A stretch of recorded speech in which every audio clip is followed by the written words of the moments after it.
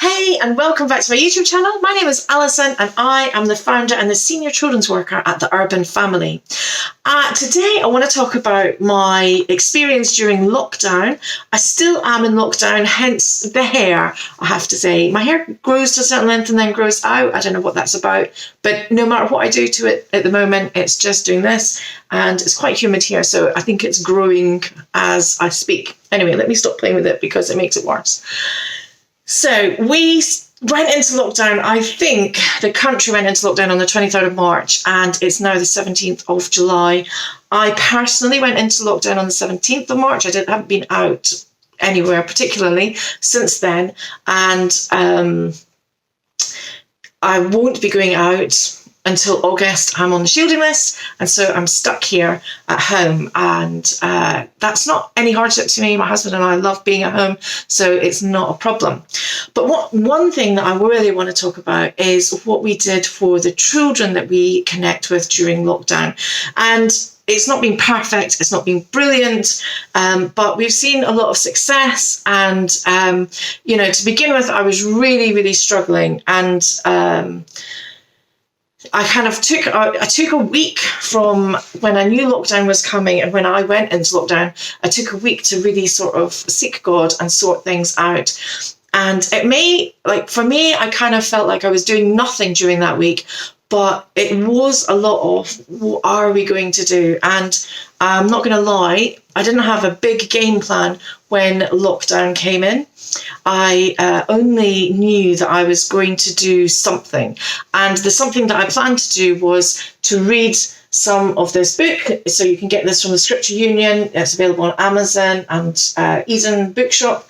And it's called The Diary of a Disciple. And it is a handwritten version of the Gospel of Luke. It is absolutely fantastic. And so my plan was to just read a little bit of this every day to whichever children came on. Now, I didn't go to try and get permission to read this live on Facebook or anything like that. You can download an Audible version of this for free from the Scripture Union website. So the chances are they may have said yes, but I just wasn't comfortable with that. So I decided to use the platform Zoom, and we made it closed. It was only open to people that we invited. And so we invited all the children across all our clubs to join us. The other thing that I felt God tell me to do was that this had to be something that was going to take place every day, because it had to be a moment in time where everybody could say, oh, it's time for Kids Club, let's come and do that. Because I knew that as the days and the weeks went on in lockdown, people were going to start to lose track of the day, lose track of the time, all sorts of things were going to kick in. And we wanted to be we wanted to be constant time for the children. So I decided on 5 p.m.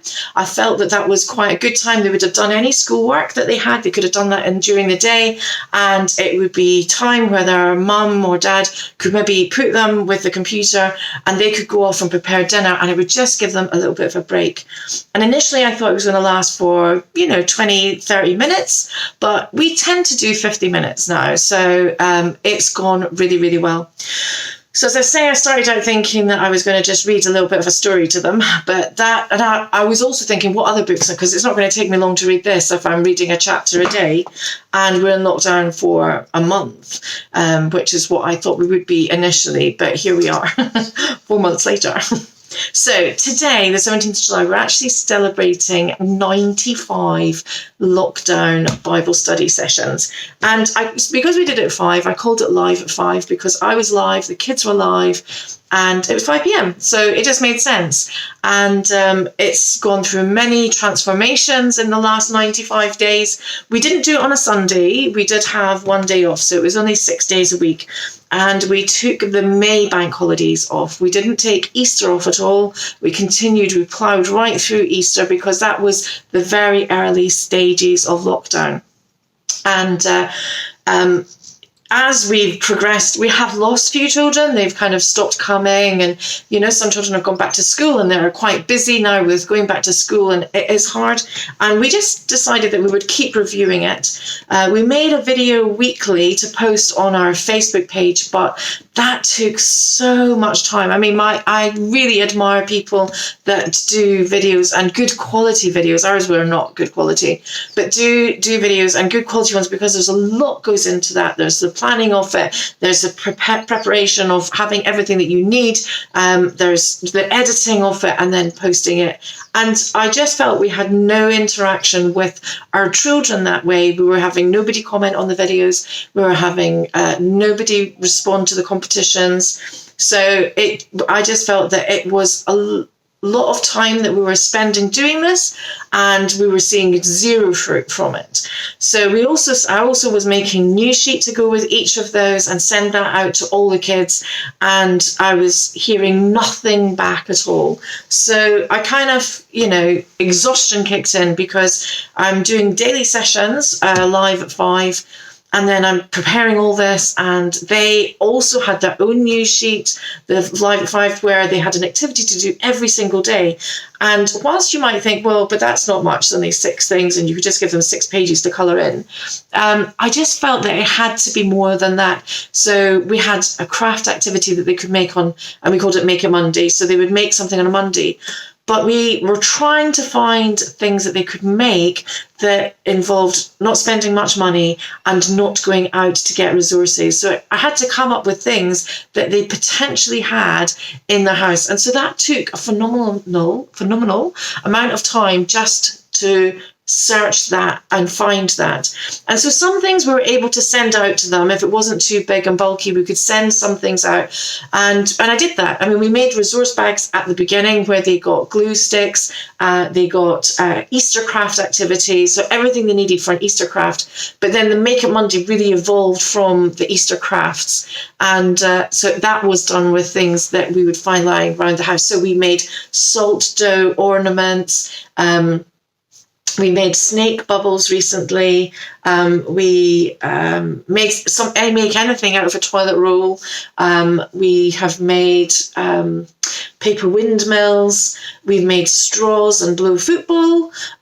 So, we encouraged kids to get an old envelope or a piece of newspaper that was lying around the house to make their own paper straws. And they made blue football, and they also made a maze so they could blow their ball through the maze. And so it was really just trying to we made fluffy cloud dough as well, which is conditioner and corn flour, but some kids made it with plain flour and it worked just as well. So I tried hard to find things that they could make using things that they just had lying around the house, and it was very successful. The kids love it. They're always keen to know what's happening on a Monday. And that's been really successful. It's one of the big successes. I would say that Live at 5 has been a success in general. The other things that we did, maybe not so much. But then I'm one person and there's only so much that I can do. The good thing that I have is that my team members are mainly in childcare, so teachers and nursery teachers. And so, unfortunately, they all had to work during lockdown because our schools didn't close. They were closed, but not for vulnerable children. And so, therefore, they were still teaching children remotely, going into the classroom on a rota basis. So I didn't have volunteers really to help. Great news, one of my volunteers retired at the beginning of the year from full-time employment, and so he was able to step in and help a lot. And then also to one of the young girls, ladies in my church, she had her year at university was cut short and at a loose end, and so she contacted and said, can I help as well? And so that really helped me out, because after a few sessions of them helping, I was able to release them to do Live at 5 on their own, like with them too, so that I could maybe have a day off. So I was able to get a day off, because otherwise I was working 6 days a week, so I was able to get a day off, and that really, really helped me as well. Just having that time off to reflect, to seek God, and to think, helps you keep refreshed so that you can come up with new ideas. I posted a video quite a while ago for saying that I had 15 games to play on Zoom, and this was the first 5. I will get around to filming the next 10, but it's probably too late now. I'm sure everybody knows what to play on Zoom. But we've managed to keep it quite fresh and bring new games in and not have to repeat the same game too often. So that's been really helpful. But this book, I just want to talk about, The Diary Disciple, is really brilliant. So its age range is for 8 to 12-year-olds, and the youngest kids that we have in our group are probably 6. They are 6, yep. So they were 5 when they joined, but they're 6 now.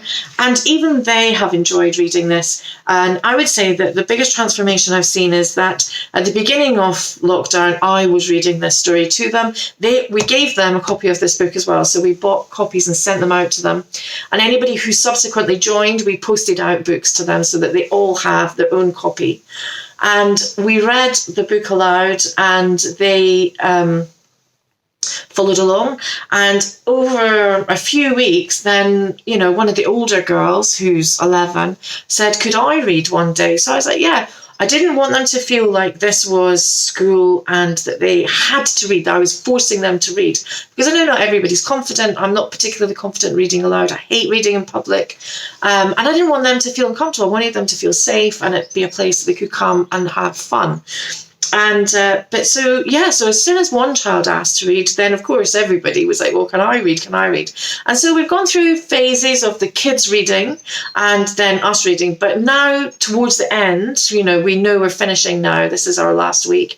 The kids are desperate to read. So they're all kind of fighting like, oh, you said I could read. Oh, no. So we had to start making note as to who was reading when. And so the kids have read a big chunk of this book aloud to their peers. And so it's been really good. I think, parents have said it's helped boost their confidence in their reading skills. We've had parents contact us saying that if it hadn't been for Live at 5, they don't know how they would have got through lockdown. And I think that is really, really important. And that kind of really makes me very emotional to think that I didn't think we were doing anything special, but yet parents really are grateful for what we have done for their children during this time. And it's been free. They haven't had to pay for any of this. All they've needed is a device to connect to the internet and the internet. And it's just such a blessing, for me to do this is such a huge privilege and blessing. And so we get the kids to do something every day, whether it's a word search, a crossword, a colouring page, and then they send it in and we show it. So they take a photo and they send it to me and I show it that next day to all their peers. And if they send something, they win a prize. So, it's good to encourage them to do that. I don't mind the reward system. And they're just tiny little prizes like a pencil. Well, I mean, we have Kids Club cash. So they're accruing quite a bit of cash so that they can come back and spend it when we're open.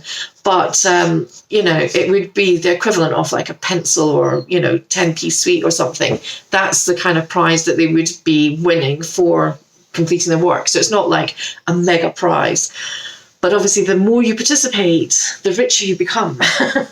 So it's been a really good time. And I know that I'm waffling, so I won't stay around too much longer. But all I want to say is that regardless of what you've done for children during lockdown, whether you phoned them, texted them, whether they're family, especially the age group I work with, I don't have their numbers. And I'm a little bit shocked as to how many parents are quite happy for their kids to just text me, but but whatever you've done, it's been enough, and you shouldn't feel guilty and think, wow, I didn't do something 6 days a week. I only did something once a month. And, that's fine. That's absolutely fine. Even if you just prayed for the kids, and I say just prayed, and I don't mean it in a way that it's not as much as actually physically doing something, praying for the children that you have influence over is one of the best things that you can do. And so I just want to encourage you that whatever the new academic year looks like, whether it is that we continue doing things remotely or we're back in person or it's a combination of the two, then I really, really want you to know that, you know, God will give you the grace to do whatever you have to do. And you just have to think outside the box, which is a bit ironic because we're all inside a box now, being connecting via Zoom. So I do feel like I'm in a box. But if you think outside the box, then God will just take you from glory to glory, and his grace is sufficient. So that's all I've got to say, and I'm going to stop waffling now. And if you have got any comments, I'd love to hear what you have done with the kids that you minister to during lockdown. So please leave a comment down below, and I promise that I will be making a video to continue the games that you played on Zoom. I promise I will make that. Maybe once I've got my hair sorted out.